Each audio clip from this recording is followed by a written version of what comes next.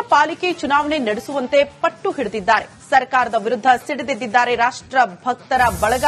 KS Eshwarappa ನೇತೃತ್ವದ ರಾಷ್ಟ್ರ ಭಕ್ತರ ಬಳಗ ಸಿಡಿದೆದ್ದಿದೆ.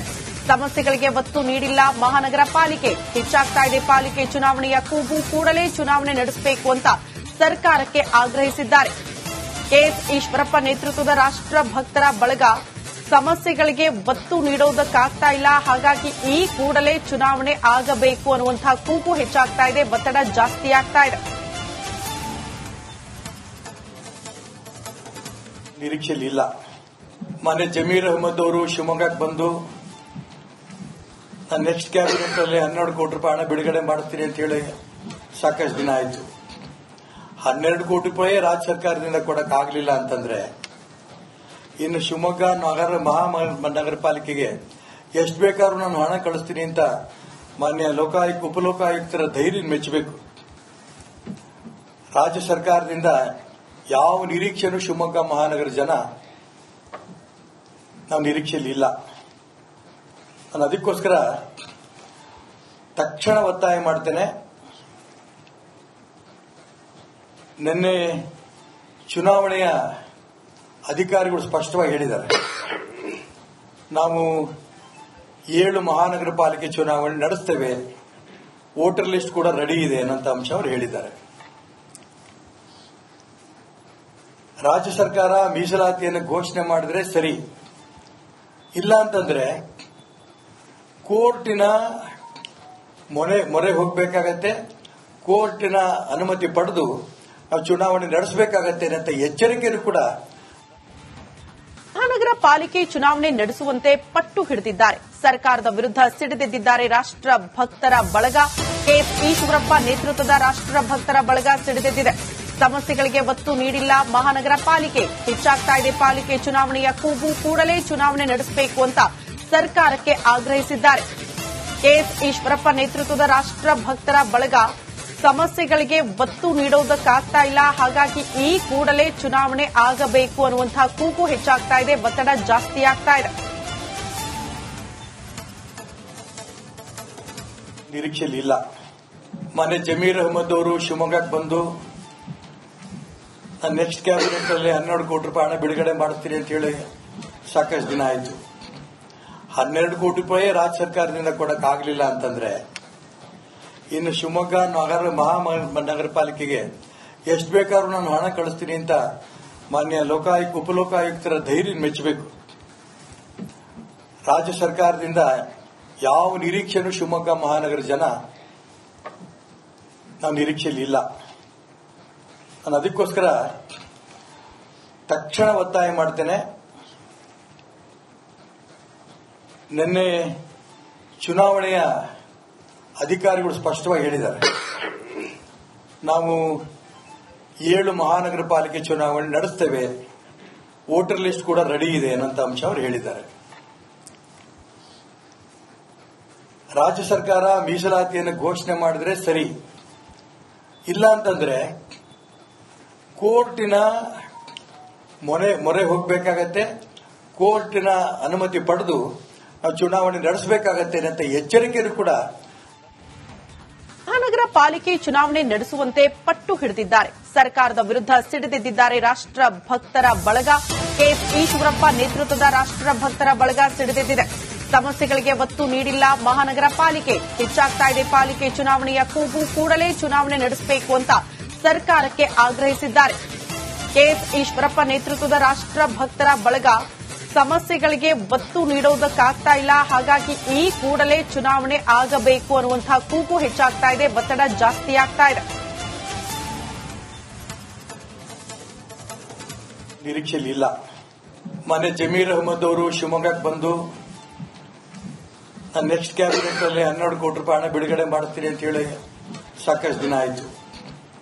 12 ಕೋಟಿ ರೂಪಾಯಿ ರಾಜ್ಯ ಸರ್ಕಾರದಿಂದ ಕೊಡಕ್ಕಾಗಲಿಲ್ಲ ಅಂತಂದ್ರೆ ಇನ್ನು ಶಿವಮೊಗ್ಗ ಮಹಾನಗರ ಪಾಲಿಕೆಗೆ ಎಷ್ಟು ಬೇಕಾದ್ರೂ ನಾನು ಹಣ ಕಳಿಸ್ತೀನಿ ಅಂತ ಮಾನ್ಯ ಉಪಲೋಕಾಯುಕ್ತರ ಧೈರ್ಯ ಮೆಚ್ಚಬೇಕು.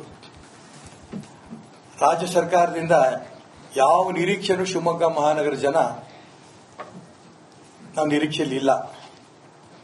ನಾನು ಅದಕ್ಕೋಸ್ಕರ ತಕ್ಷಣ ಒತ್ತಾಯ ಮಾಡ್ತೇನೆ.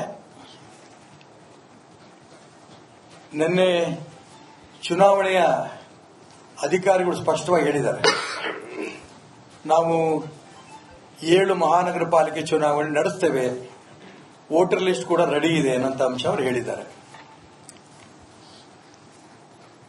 ರಾಜ್ಯ ಸರ್ಕಾರ ಮೀಸಲಾತಿಯನ್ನು ಘೋಷಣೆ ಮಾಡಿದ್ರೆ ಸರಿ, ಇಲ್ಲ ಅಂತಂದ್ರೆ ಕೋರ್ಟಿನ ಮೊರೆ ಹೋಗಬೇಕಾಗತ್ತೆ, ಕೋರ್ಟಿನ ಅನುಮತಿ ಪಡೆದು ನಾವು ಚುನಾವಣೆ ನಡೆಸಬೇಕಾಗತ್ತೆ ಅಂತ ಎಚ್ಚರಿಕೆಯನ್ನು ಕೂಡ ಮಹಾನಗರ ಪಾಲಿಕೆ ಚುನಾವಣೆ ನಡೆಸುವಂತೆ ಪಟ್ಟು ಹಿಡಿದಿದ್ದಾರೆ. ಸರ್ಕಾರದ ವಿರುದ್ಧ ಸಿಡಿದೆದ್ದಿದ್ದಾರೆ ರಾಷ್ಟ್ರ ಭಕ್ತರ ಬಳಗ.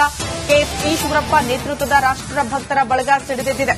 ಸಮಸ್ಯೆಗಳಿಗೆ ಒತ್ತು ನೀಡಿಲ್ಲ ಮಹಾನಗರ ಪಾಲಿಕೆ. ಹೆಚ್ಚಾಗ್ತಾ ಇದೆ ಪಾಲಿಕೆ ಚುನಾವಣೆಯ ಕೂಗು. ಕೂಡಲೇ ಚುನಾವಣೆ ನಡೆಸಬೇಕು ಅಂತ ಸರ್ಕಾರಕ್ಕೆ ಆಗ್ರಹಿಸಿದ್ದಾರೆ.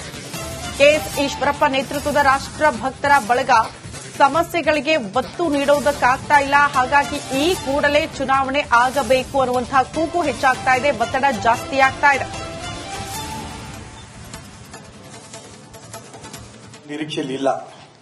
ಮೊನ್ನೆ ಜಮೀರ್ ಅಹಮದ್ ಅವರು ಶಿವಮೊಗ್ಗಕ್ಕೆ ಬಂದು ನಾನು ನೆಕ್ಸ್ಟ್ ಕ್ಯಾಬಿನೆಟ್ ಅಲ್ಲಿ 12 ಕೋಟಿ ರೂಪಾಯಿ ಹಣ ಬಿಡುಗಡೆ ಮಾಡ್ತೀನಿ ಅಂತ ಹೇಳಿ ಸಾಕಷ್ಟು ದಿನ ಆಯಿತು.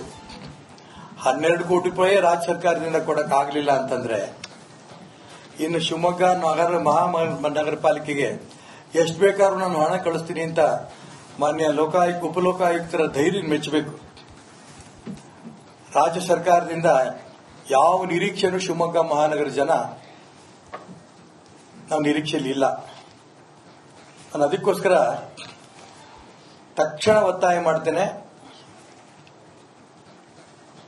ನಿನ್ನೆ ಚುನಾವಣೆಯ ಅಧಿಕಾರಿಗಳು ಸ್ಪಷ್ಟವಾಗಿ ಹೇಳಿದ್ದಾರೆ, ನಾವು 7 ಮಹಾನಗರ ಪಾಲಿಕೆ ಚುನಾವಣೆ ನಡೆಸ್ತೇವೆ, ವೋಟರ್ ಲಿಸ್ಟ್ ಕೂಡ ರೆಡಿ ಇದೆ ಅನ್ನೋಂಥ ಅಂಶ ಅವರು ಹೇಳಿದ್ದಾರೆ.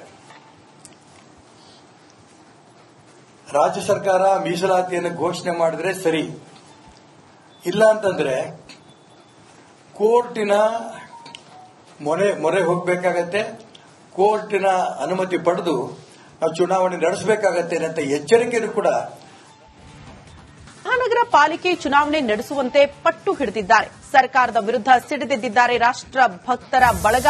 ಕೆಎಸ್ ಈಶ್ವರಪ್ಪ ನೇತೃತ್ವದ ರಾಷ್ಟ್ರ ಭಕ್ತರ ಬಳಗ ಸಿಡಿದೆದ್ದಿದೆ.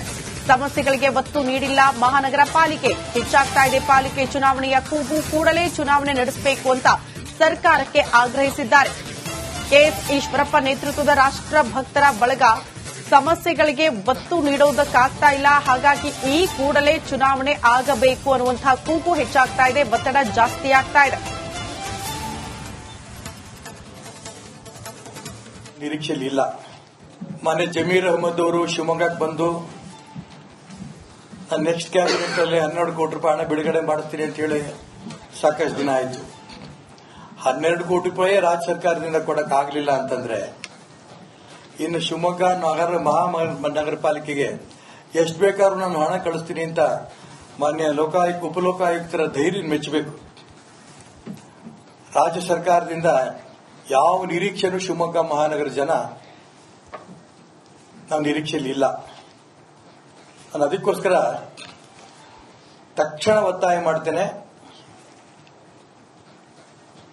ನಿನ್ನೆ ಚುನಾವಣೆಯ ಅಧಿಕಾರಿಗಳು ಸ್ಪಷ್ಟವಾಗಿ ಹೇಳಿದ್ದಾರೆ, ನಾವು 7 ಮಹಾನಗರ ಪಾಲಿಕೆ ಚುನಾವಣೆ ನಡೆಸ್ತೇವೆ, ವೋಟರ್ ಲಿಸ್ಟ್ ಕೂಡ ರೆಡಿ ಇದೆ ಅನ್ನೋಂಥ ಅಂಶ ಅವರು ಹೇಳಿದ್ದಾರೆ. ರಾಜ್ಯ ಸರ್ಕಾರ ಮೀಸಲಾತಿಯನ್ನು ಘೋಷಣೆ ಮಾಡಿದ್ರೆ ಸರಿ, ಇಲ್ಲ ಅಂತಂದ್ರೆ ಕೋರ್ಟಿನ ಮೊರೆ ಹೋಗಬೇಕಾಗತ್ತೆ, ಕೋರ್ಟಿನ ಅನುಮತಿ ಪಡೆದು ನಾವು ಚುನಾವಣೆ ನಡೆಸಬೇಕಾಗತ್ತೆ